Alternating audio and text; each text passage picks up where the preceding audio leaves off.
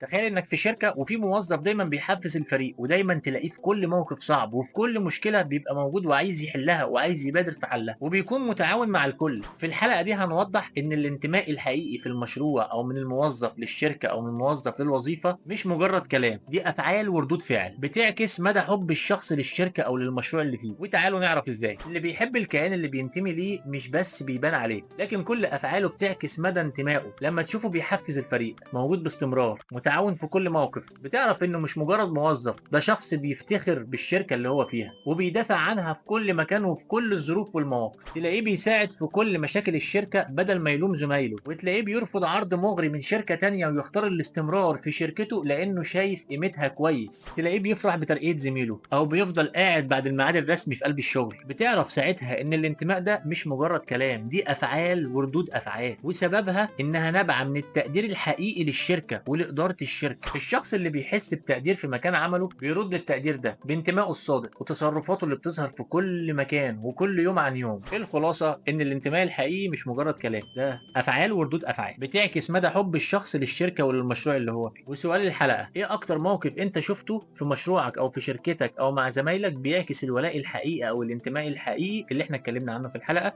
شارك بيه في الكومنتات، ولو عجبك الفيديو ما تنساش اللايك والشير وتدعمنا على القناه والصلاه على النبي. والسلام عليكم ورحمه الله وبركاته.